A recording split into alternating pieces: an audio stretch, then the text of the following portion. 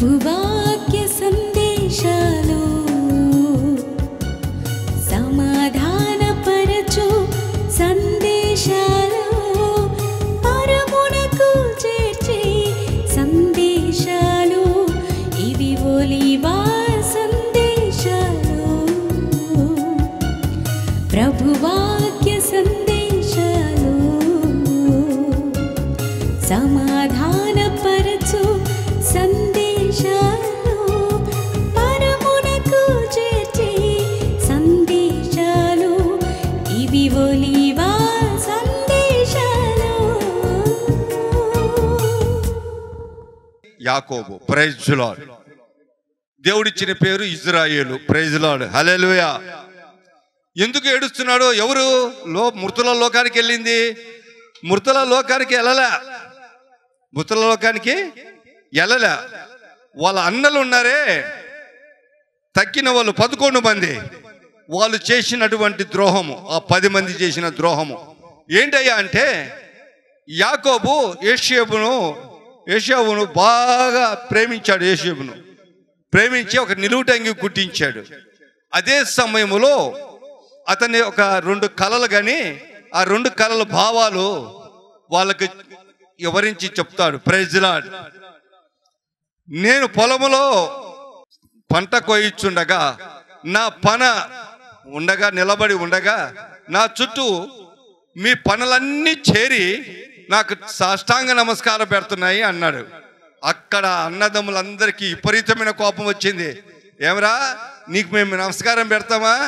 నువ్వు మాకు అధికారిగా ఉంటావా? మమ్మల్ని ఏలేవారిగా ఉంటావా అని అక్కడ కోపం రేగింది వాళ్ళకి. Praise the lord. అసూయ రేగింది. Praise the lord.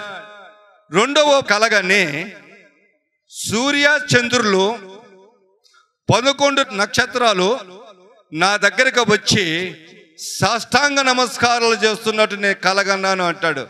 అప్పుడు యాకోబు అంటాడు, ఏరా, నేను నీ తల్లి వచ్చి నీకు నమస్కారం చేస్తామా? నీ అన్నదమ్ములు వచ్చి నీకు నమస్కారాలు చేస్తారా? ఏం పిచ్చి పిచ్చి కలలుగా అంటావు అని చెప్పి అన్నారు. Praise the lord. అది వాళ్ళకి ఇంకా బలము చేకూర్చింది. అసూయకు, పగకు ఇంకా బలము చేకూర్చి ఆ యొక్క ఏషావు ఒకసారి వాళ్ళ నాన్న యాకోబు అన్నాడు, అయ్యా, మీ దగ్గరికి వెళ్ళి మంద సమాచారము, మీ అన్నదమ్ముల సమాచారం కనుక్కొని రానని పంపినప్పుడు నిలువుటంగేసుకుని వెళ్తాడు. దూరమును చూసి అదిగో కలల వాడు వస్తున్నాడు, వాడిని చంపేద్దాం మనం అని చెప్పి దుర్మార్గ ఆలోచన చేసి ఆ యొక్క ఏషావును పట్టుకొని ఆ యొక్క అంగి తీసేసి గుంటలు పడేశారు చంపడానికి. అందులో ఒకడున్నాడు, వాడు చచ్చిపోతే మనకేం లాభం వస్తుందిరా, అదిగో మిద్యానీయులు వస్తున్నారు, వ్యాపారస్తులు, వాళ్ళకి అమ్మేద్దాంరా అని చెప్పి మళ్ళా గుంట నుంచి వాడిని తీసేసి వారి యొక్క మిద్యానులకు 20 వెండి నాణ్యాలకు అమ్మి వేశాడు. Praise the lord. హల్లెలూయా. వాళ్ళ ఐగుప్తుకు తీసుకెళ్లి ఐగుప్తులో వాళ్ళని అమ్మేశాడు మళ్ళీ వాళ్ళు మిద్యానీయులు. నా ప్రియ సహోదరి సహోదర, ఆ అంగి ఉంది, యాకోబు కుట్టించిన ప్రేమతో కుట్టించింది. ఆ అంగిని ఒక మేకపిల్లని చంపి దాన్ని ముంచి రక్తము చల్లేసి తీసుకెళ్ళి వాళ్ళ నాన్నకు చూపించారు. ఈ అంగి గుర్తుపడతావా అని అడిగాడంట. అవును, ఈ అంగి అయ్యో, నా కుమారుడే ఏషావుదే. అయితే క్రూర ముఖాలు అడవిలో నీ కుమారుని చంపేశాయి, మాకు ఈ అంగి దొరికింది అని చెప్పి బ్రతికి ఉన్న వాడిని అమ్మేసిన వాళ్ళు అబద్ధకులు, మోసగాళ్ళు, దగకోరులు. మనుషులైన వారు ఏం చేశారంట? తండ్రిని దుఃఖాన్ని కలగజేశారు. చనిపోయారని అబద్ధం చెప్పి ఏడ్చుతూ మృతుల లోకానికి వెళ్ళేంత వరకు ఏడ్చాడంట యాకోబు. ఇది అక్కడైతే యోబును అపవాది పాడు చేసింది. కన్న తండ్రినే కన్న కొడుకులు దుఃఖంలోనికి నెట్టేశారు. అబద్ధం చెప్పి, మోసం చేసి, చనిపోకుండా చనిపోయాడని చెప్పి ఆ యొక్క అంగిని రక్తంలో, మేక రక్తంలో ముంచి తీసుకొచ్చి మోసం చేసిన ఈ దౌర్భాగ్య పరిస్థితి. మృతుల లోకానికి నా కుమారుడి దగ్గరికి వెళ్తానని ఎవరు ఓదార్చలేనటువంటి దుఃఖంతో ఏడుస్తూ రోధిస్తూ ఉన్నటువంటి ఆ యాకోబును మనం చూస్తూ ఉన్నాము నా ప్రియ సహోదరి సహోదర. కానీ నేను ఒక మాట చెప్తాను, మనం ఏం పోగొట్టుకున్నా కానీ ఏమి బాధపడాల్సిన అవసరం లేదు. నువ్వు ఏది కోల్పోయినా, వ్యాపారంలో నష్టం వచ్చినా, నీ కుటుంబంలో ఇబ్బందులు వచ్చినా, నీ కుమారుడు కుమార్తెలను చేదారిపోయినా, నాయన ఎవరు ఏదైనా, నీ ఉద్యోగంలో ప్రమోషన్ రాకపోయినా, నీ పంట పొలాలు పండకపోయినా, నీ గేదె పాలు ఇచ్చినా పాలు ఇవ్వకపోయినా, నీ గేదె పశువుల అభివృద్ధి పొందినా అభివృద్ధి పొందకపోయినా, నువ్వు దేవుని మీద భారము మోపు. మనుషుల మాట నమ్మకండి. Praise lord. మనుషుల మాట నమ్మకండి, దేవుని మీద లేఖనాలు నమ్మండి. లేఖనాలు మిమ్మల్ని బ్రతికిస్తాయి, లేఖనాలు మిమ్మల్ని ధైర్యపరుస్తాయి. పరిశుద్ధ గ్రంథంలో ఉన్న లేఖనాలు నిన్ను స్థిరపరుస్తాయి, నీ జీవితాలు బాగు చేస్తాయి. నా ప్రియ సహోదరి సహోదరుడా, అక్కడ యోబును పాడు చేసిన అపవాది, వారి గుణలక్షణాలు కలిగిన ఈ మనుషులు తన తండ్రిని దుఃఖపరిచి ఏడుపులను కొన్ని సంవత్సరాలు ఆ బాధలో ఆ దుఃఖములో ముంచివేశారు. ఇది చాలా చెడ్డ గుణలక్షణము. ఇటువంటి వాళ్ళు మన మధ్య ఉన్నారని గమనించమని దేవుని పేరిట మనవి చేస్తున్నాను. మూడో మాట మీకు నేను చెప్తున్నాను. పాపము చేస్తే పాపము మనమని అంటాడతాయి. చాలా మంది పాపము చేస్తాం. నేను చేసిన పాపాన్ని ఎవరు చూడలేదు అనుకుంటాం, నేను చేసిన పాపాన్ని ఎవరు గ్రహించలేదు అనుకుంటాం. కానీ పాపం ఏమవుతుందంట? ఎంటాడుతుందంట. ఆ పాపము దేవుడు చూస్తాడు. ఆకాశ సింహాసన ఆసీనుడైన దేవుడు నీ మనసులో, నీ పొరుగువారు, నీ కుటుంబ సభ్యులు ఎవరు చూడకపోయినా ఆ పాపాన్ని దేవుడు చూస్తాడు. కానీ అంతకు ముందే నువ్వు పశ్చాత్తాపపడి దేవుని సన్నిధికి వచ్చి పాప క్షమాపణ అడిగితే దేవుడు తప్పక నిన్ను పాపాలు క్షమిస్తాడు, ఆ తప్పిదంలో ఆ దోషములను క్షమిస్తాడు. లేదు నువ్వు దాయటానికి దాచిపెట్టడానికి ప్రయత్నం చేస్తే దేవుని యొక్క ఉగ్రత నీ మీదకి వస్తుంది. దేవుని యొక్క ఉగ్రత నీ మీదకి వచ్చిందా? దేవుని కోపము నీ మీదకి వచ్చిందా? ఏ మనుష్యుడు నిన్ను ఆ యొక్క ఉగ్రత నుంచి, ఆ కోపం నుంచి కాపాడలేడని నేను దేవుని పేరట మనవి చేసి చెప్తున్నా. నా ప్రియ సహోదరి సహోదరుడా, ఇక్కడ కూర్చున్న వారికే కాదు, ఈ మైక్ యంత్రము ద్వారా వింటున్న వారికి, ఈ టీవీ ఛానల్ ద్వారా టీవీలో ముందు కూర్చొని వింటున్న ప్రతి సహోదరి సహోదరుడికి, ప్రతి చిన్న పెద్దకు, ప్రతి వృద్ధుడికి వృద్ధురాలకి ఇదే మాట హెచ్చరికగానే చెప్తున్నాను. నువ్వు ఏ తప్పు చేసినా, ఏ పాపము చేసినా, అది ఆలోచనతో కానీ, నీ చూపుతో కానీ, నోటి ద్వారా, నాలుగు ద్వారా, పెదవుల ద్వారా కానీ, శారీరకముగా కానీ దేవుని సన్నిధిలో ఒప్పుకోవడానికి ప్రయత్నం చేయి. ఒకరు ఎత్తి చూపించక మునిపే, ఒకరు నిన్ను అవమానపరచక మునిపే, ఒకరు నిన్ను అవమానించక ముందే నువ్వు దేవుని సన్నిధిలో పాప క్షమాపణ అడుగు. నువ్వు ధన్యుడివి, ధన్యురాలి అవుతావు. జరిగిన సంఘటన ఒకటి నీకు చూపిస్తాను. రాజైన దావీదు మహారాజు సాయంకాల సమయంలో షికారుగా మేడగది మీద అటు ఇటు తిరుగుతున్నాడంట. ఒక స్త్రీ ఆయన కంటబడింది స్నానం చేస్తూ. వెంటనే పాపపు ఆలోచన వచ్చేసింది హృదయానికి. వెంటనే ఆ స్త్రీని రప్పించుకొని ఆ స్త్రీతో ఆయన సాంగత్యం చేసి పాపం చేశాడు దావీదు గారు. వెంటనే ఆమె గర్భవతి అయింది. తన భర్త యుద్ధ భూమిలో ఉన్నాడు, యుద్ధ సైనికులుగా ఉన్నాడు. ఉరియా అతని పేరు. అతన్ని పిలిపించాడు. ఈ గర్భవతి అయిన విషయం తెలిసిన తర్వాత ఆ స్త్రీ దావీదుకు కబురు పెట్టిన తర్వాత, నీవు చేసిన పాపానికి నా కడుపులో పిండము పెరుగుతుంది అని చెప్పినప్పుడు ఆ నింద ఉరియా మీద వేయాలని ఉరియను పురికొల్పి తన గృహానికి వెళ్ళి, నీ భార్యతో సుఖపడము ఈరోజు రేపు ఒక వారం దాకా అని చెప్పి అన్నప్పుడు ఒకే మాట ఉరియా అంటాడు, నేను నీ సేవకుణ్ణి, నువ్వు ఇక్కడ యుద్ధంలో ఉండగా అనేక మంది నేను వెళ్ళి నా భార్యతో నేను సుఖము పొందేనా లేదో అని సత్రములో పండుకున్నాడంట. అప్పుడు దావీదు అనుకున్నాడు, ఈడు ఎల్లడు, ఆ యొక్క నిందె నా మీదకి వస్తుంది అనుకున్నాడు. ఈయన్ని చంపించి ఆ కుమార్తెను పెళ్లి చేసుకోవాలనుకున్నాడు. యుద్ధ భూమిలో ఉరియను చంపించేశాడు. ఒక పాపానికి 2 పాపాలు చేశాడు. దేవుని నామానికి మహిమ కలుగును గాక. ఆలోచన చేసుకోండి నా ప్రియ సహోదరి సహోదరు. ఒక అబద్ధానికి 10 అబద్ధాలు ఆడటం అంటే ఇదే. ఒక తప్పును దాచిపెట్టడానికి 10 తప్పులు దాచిపెట్టడం అంటే ఇదే. మనకన్ని బైబిల్లో చాలా ప్రూఫ్గా ఉన్నాయి మన జీవితాలలో. ఈరోజు నేను అంటున్నాను, కర్నూలులో నువ్వు హాస్పిటల్లో జాయిన్ అయినప్పుడు నీ అమ్మమ్మ నాకు ఫోన్ చేసింది. ఆ యొక్క రక్తహీనత కలిగిన శరీరంగా ఉన్నామని ఆ రోజే తెలిసింది. ఆ రోజే బ్రతకవేమని భయపడి ప్రార్థనలు చేయించుకున్నప్పుడు, ప్రార్థన చేసి భోజనం పెట్టమ్మన్నప్పుడు పెట్టి, ఆ యొక్క దేవుని కృపను బట్టి ప్రేరేపణ కలిగితే భోజనం చేసావా లేదా? రజని, ఆలోచన చేసుకో. నువ్వు స్వస్థపడిన తర్వాత కర్నూలులో దేవుడు నిన్ను బాగుపరిచిన తర్వాత రక్తహీనత కలిగి ఉన్నామని తెలిసి కూడా నువ్వు ఈ శిబిరానికి వచ్చి సాక్ష్యం చెప్పావా లేదా?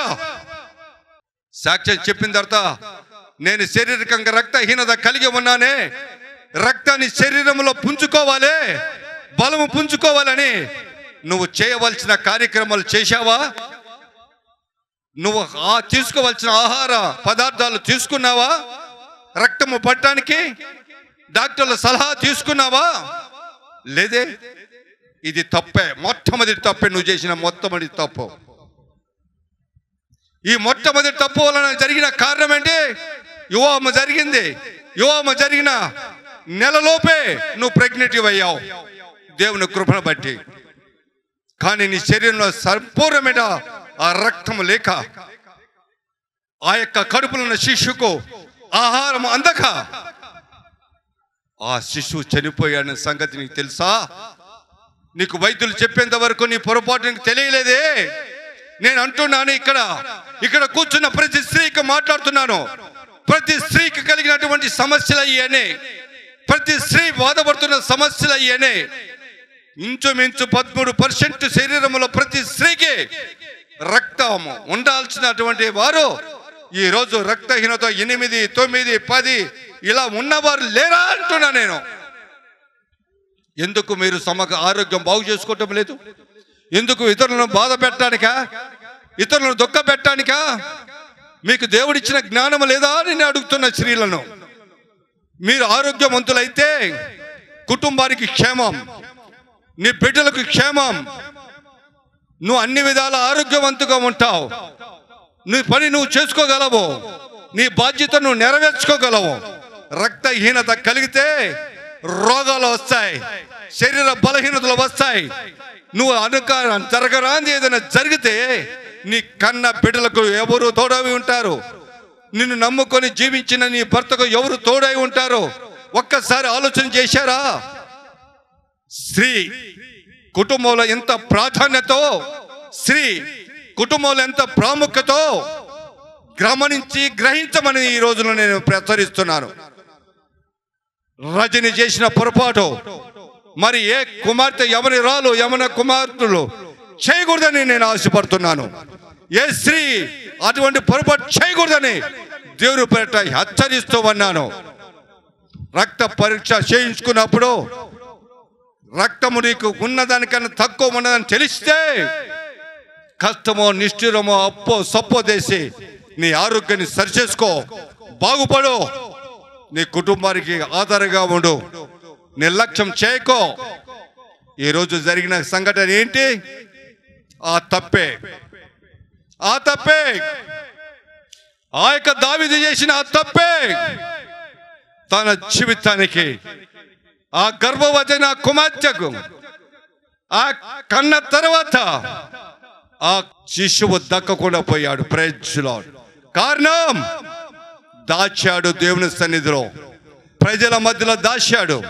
నేను రాజును కదా, నన్ను ఎవడు అడుగుతాడు, నన్ను ఎవడు ప్రశ్నిస్తాడు అనే గర్వంతో ఉన్నాడు, ఆంభావంతో ఉన్నాడో నాకైతే తెలియదు. కానీ నా ప్రియ సహోదరి సహోదరా, రాజులకు రాజు ప్రభులకు ప్రభు అయిన సర్వశక్తి గల దేవుడు ఈ రాజు జీవితాన్ని చదివినవాడు చూశాడు, అక్కడికి పంపించేశాడు నాతాను. Praise the lord. నాతాను ద్వారా మాట్లాడుతున్నాడు. చూడండి, సామెలకు రాసిన 2వ గ్రంథం 14-15 వచ్చినాం. అయితే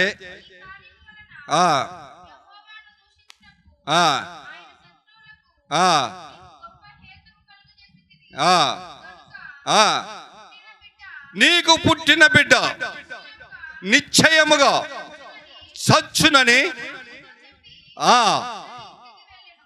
నాతాను తనతో చెప్పి దావీదుతో ఇంటికి వెళ్ళిపోయాడు. నీకు పుట్టిన బిడ్డ నిశ్చయంగా చచ్చును అని చెప్పి నాతాను చెప్పి వెళ్ళిపోయాడు. Praise the lord.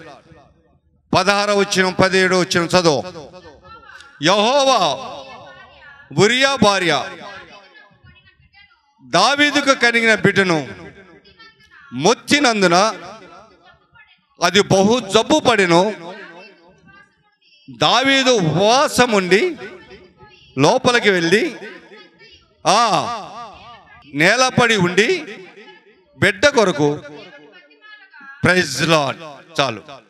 చూడండి నా ప్రియ సహోదరి సహోదర, దేవుడు చెప్పాడు నాతాను ప్రవక్త ద్వారా, ఆ బిడ్డను బతకదు, నిశ్చయంగా చచ్చిపోతుందని. ఎందుకు? నువ్వు చేసిన పాపం అటువంటిది, నువ్వు చేసిన పొరపాటు అటువంటిది, నువ్వు దాచావు. అందుకే మన శరీర రోగాలు దాయకూడదు, మన శరీర బలహీనతలు దాయకూడదు, మన పాపాలు దాయకూడదు.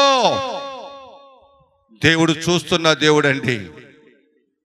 వాడు రాజు కావచ్చు, ధనికుడు కావచ్చు, పేదవాడు కావచ్చు, ఎవడైనా కావచ్చు, దేవుని దృష్టిలో అందరూ ఒకటే. దేవుని దృష్టిలో కుల మత భేదాలు లేవు, అందరూ సమానులే. ఆలోచించండి నా ప్రియ సహోదరి సహోదర. హెచ్చరిక వచ్చింది, బిడ్డ చనిపోయాడు. ముత్యాడు దేవుడు చనిపోతానికి సిద్ధంగా ఉంది. తెలుసుకున్నాడు, ప్రార్థన చేస్తున్నాడు, ప్రభువా సహాయం చేయి. ఉపవాసం ఉండి నేలను కూర్చొని ప్రార్థన చేస్తున్నాడు అంట. కానీ దేవుడు ఆయన ప్రార్థన ఆలకించాల, ఆయన ప్రార్థన ఆలకించలేదు. నా ప్రియ సహోదరి సహోదరుడా, చనిపోయింది ఆ బిడ్డ. ఆ బిడ్డ ఏమైంది? చనిపోయిందండి. దేవుడు ఒక మాట ఇచ్చిన తర్వాత, దేవుడు ఒక ప్రణాళికను భూమి మీద సిద్ధపాటు చేసిన తర్వాత, అది ప్రజల కోసమే, నీ కోసమో నా కోసమే. దాన్ని పాటించే ధర్మం మనకందరికీ ఉంది. అది నిర్లక్ష్యం చేయకూడదు. ఈ వైద్యము మన కోసమే, ఈ హాస్పిటల్ మన కోసమే, ఈ ఔషధాలు మన కోసమే, మనకున్న బలహీనతలను చూపించుకొని బాగుపడటానికే. ఈ సత్యాన్ని గమనించి దేవుని పేరిట మనవి చేస్తున్నాను, మీ బలహీనతలను తీసేసుకోండి. రజనీలాగా ఆ బలహీనతను లెక్క చేయక నిర్లక్ష్యం చేసి నష్టపోకండి. దేవుని నామం పేట మనవి చేస్తూ ఉన్నా. స్త్రీ జాతి మొత్తానికి హెచ్చరిస్తున్నాను నా ప్రియ సహోదరి సహోదర. అలాగే పాపము చేసిన ప్రతి ఒక్కరిని హెచ్చరిస్తున్నాను. పాపము చేసిన ప్రతి ఒక్కరిని దేవుని సన్నిధిలో కన్నీటి ప్రార్థనతో ఆ పాప క్షమాపణ పొందండి, మీకు మేలు జరుగుతుంది. కానీ పాపాన్ని దాచారా, పాపాన్ని నువ్వు దాచుకున్నావా, నీవు శిక్షకు పాత్రుడివే, శిక్షకు పాత్రురాలివే. ఈ సత్యాన్ని నువ్వు గమనించాలని ఈ వాక్యము ద్వారా దేవుని పేట మనవి చేస్తున్నాను. చదవండి 2వ సామెల గ్రంథము 12వ అధ్యాయం 20వ వచనం. అప్పుడు నేల నుంచి లేచి స్నానము చేసి తైలము పూసుకొని యెహోవా మందిరములకు ప్రవేశించి మ్రొక్కి తన ఇంటికి తిరిగి వచ్చి ప్రైజ్ ది లార్డ్. చూడండి, పాప బతుకుతుందేమో, బిడ్డ బతుకుతుందని ఉపవాసం అన్నాడు. చనిపోయిందని తెలిసిన తర్వాత అతను లేచాడు, స్నానం చేశాడు, బట్టలు ధరించాడు, నూనె రాసుకున్నాడు.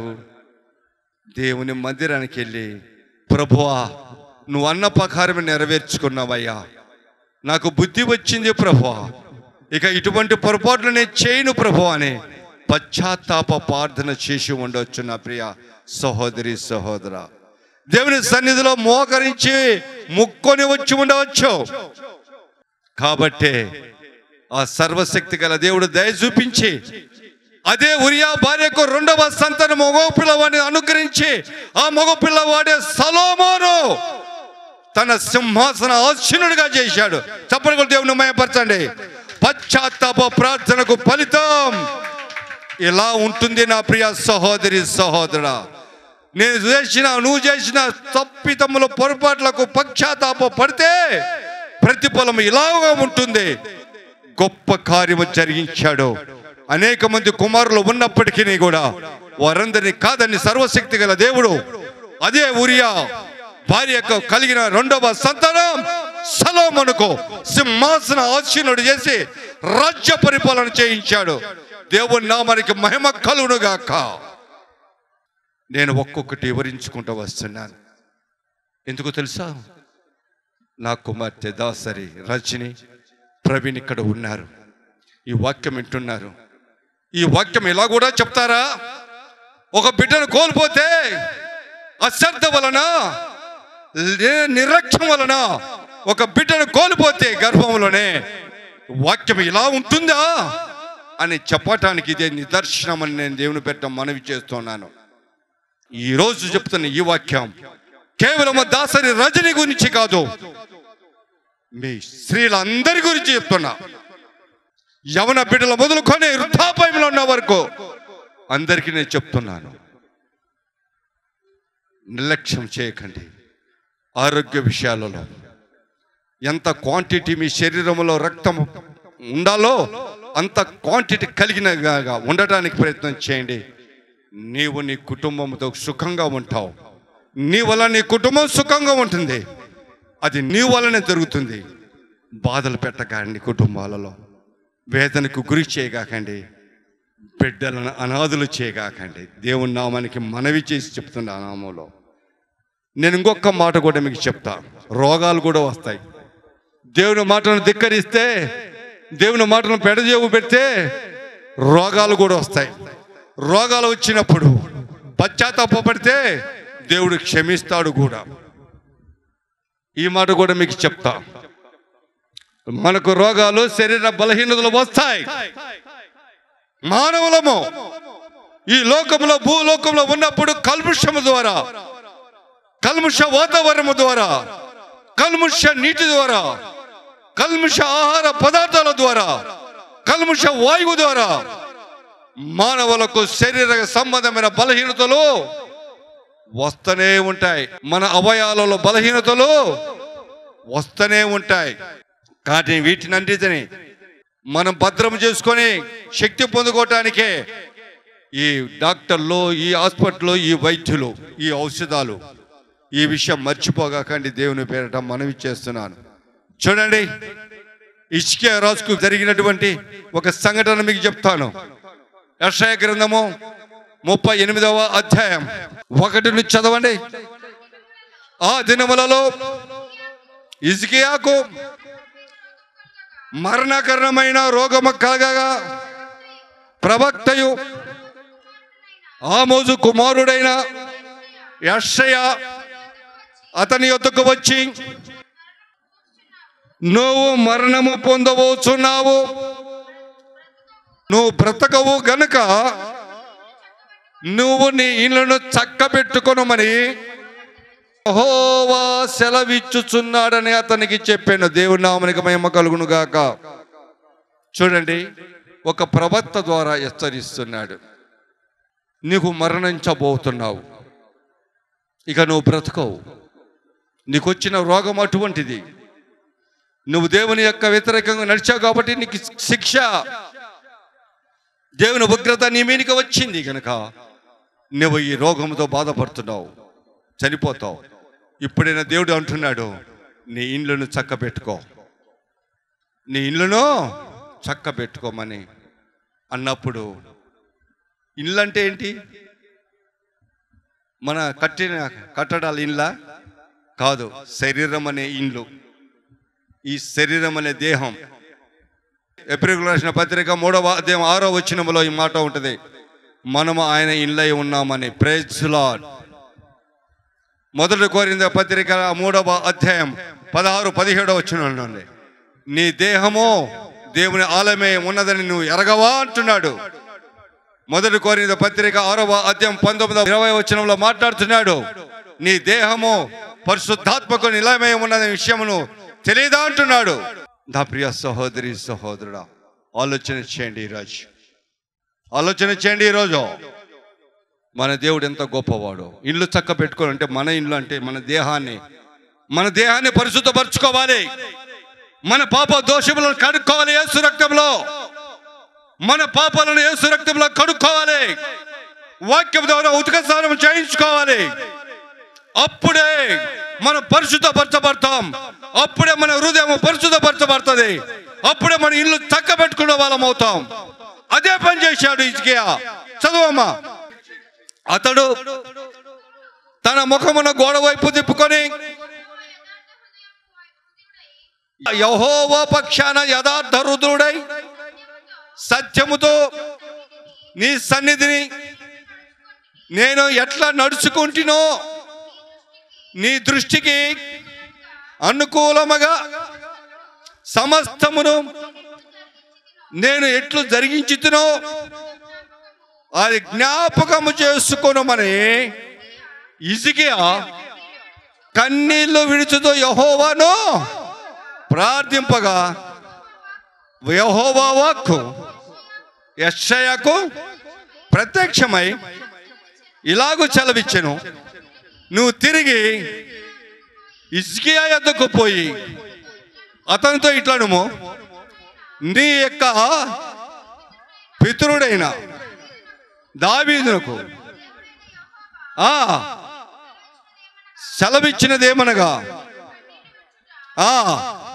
సూచితిని నీ ప్రార్థన అంగీకరించి ఉన్నాను, నీకు 15 సంవత్సరాల ఆయుష్షు పొడిగిస్తూ ఉన్నానని, మరియు ఈ పట్టణమును నేను కాపాడదను, నిన్ను పట్టణమును చేతుల నుంచి విడిపించాను చాలమ్మా అని చెప్పాడంట. ప్రైజ్ లార్డ్, హల్లెలూయా. ప్రార్థన, కన్నీటి ప్రార్థన, ఉపవాస ప్రార్థనలో ఉన్న ఫలము మనం ఎరిగి ఉండాలి. ఒక పశ్చాత్తాప ప్రార్థన శక్తి మనం ఎరిగి ఉండాలి. ఒలీవ సందేశాలు, ప్రభువాక్య సందేశాలు, సమాధానపరచు సందేశాలు, పరమునకు చేర్చే సందేశాలు, ఇవి ఒలీవ సందేశాలు, ప్రభువాక్య సందేశాలు, సమా